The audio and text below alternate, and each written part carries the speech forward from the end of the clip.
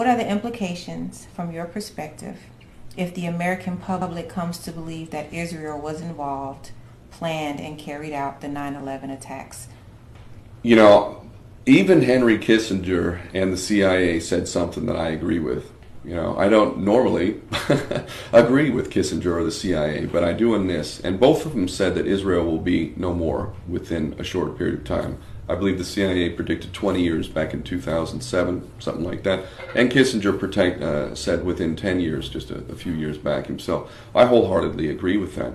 For me, it's absolutely obvious that despite the fact that Israel enjoys enormous power right now, which isn't really organic to Israel, Israel is like the favorite little fiefdom. It's the ultimate criminal state.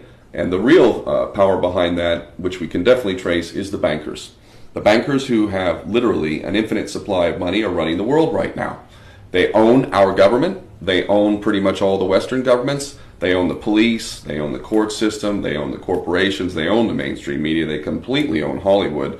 And they virtually infiltrate and control every non-NGO and every kind of meaningful social institution you can name because they have the money to do it. So Israel's their favorite little plaything. So I don't think that Netanyahu or any of these other criminals really have any power. Maybe some a little bit more than others, but they're all puppets, just like our presidents and all the other heads of state. They're all puppets. They all work for the bankers. So they tell us a bunch of lies every election cycle, but they actually follow the orders of the bankers. And if they don't, well, the last one who didn't follow the orders was John F. Kennedy, and he did not follow the orders. In fact, he defied the Federal Reserve Bank openly. So Israel is living on borrowed time, if you ask me. And I don't think there's really much doubt of that. The question is Israel going to exercise something known as the Samson option?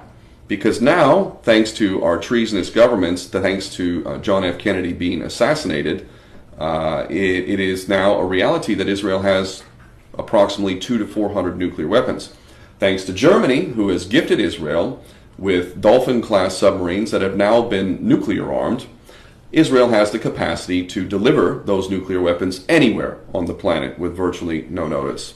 So the reality we're living in now is this possibility of the so-called Samson option. And for those that don't know what that is, they should Google it. And don't trust me, Google it and verify it for yourself. It's an old biblical story, effectively paraphrasing here. Samson, a Jew, was basically facing an enemy force that was overwhelming. He knew he was not going to be able to beat it back. So what he did was he lured these forces into the temple, and then he pushed down the pillars of the temple, and he killed himself and everyone else.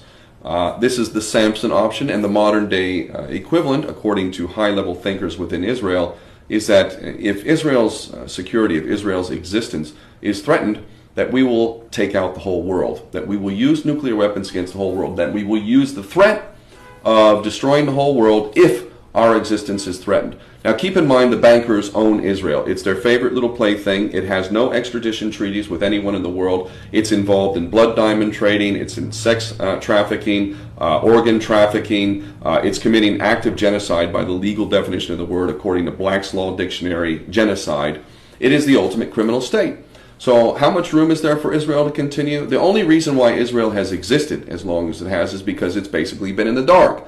The powers that be in the mainstream media have kept it in the dark. The truth about it has never been exposed. The light has not been exposing it. Now the light is exposing it, and that's why it's living on borrowed time. So the question becomes, is Israel going to exercise the so-called Samson option? And how much more of American taxpayers' money is going to be used for Israel to produce even more nuclear weapons and more military technology to the point that we already face this monstrous threat? It is incredible. Americans are the main benefactors of Israel, this ultimate criminal state. When the American people finally realized not just 9/11, but how about the USS Liberty? We get back to the USS Liberty in 1967. The lesson that was taught to Israel, keep in mind this was not too long after Kennedy's assassination, and that traitor, this incredible perverse traitor, Lyndon Baines Johnson, was now in the office, totally bought and paid for by the Zionist Jewish supremacist lobby.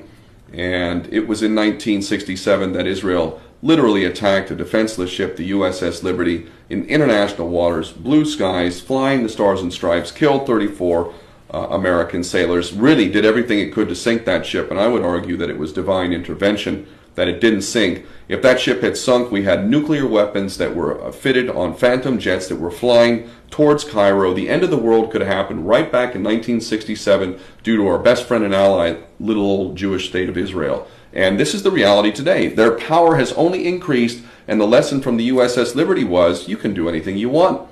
Johnson and other traders have always covered this up successively for decades. I know some of the survivors of the USS Liberty. So it's no surprise what they were involved in 9/11. Again, the lesson is Israel can do anything. I was on a ship, a humanitarian ship heading to Gaza in 2010, and Israel attacked that ship in international waters right next to where the Liberty was attacked. And I witnessed the dead bodies. I was there and involved in disarming 2 of these commandos. They literally murdered 9 people on the day, 6 of them provably executed. I've read the autopsy reports and the ballistics reports. So Israel is the ultimate criminal state, enjoying the favor of the real powers that be, the bankers who have an infinite supply of money. The lesson to them is always be that you can do anything and everything and you get away with it because you have the favor of the powers that be. So how far are we going to take this? I don't know. But when the American people finally figure out how their sons and daughters have been sacrificed for this nefarious, evil, psychotic agenda of greater Israel and whatnot, they're going to be, to put it bluntly, pissed. They're going to be angry.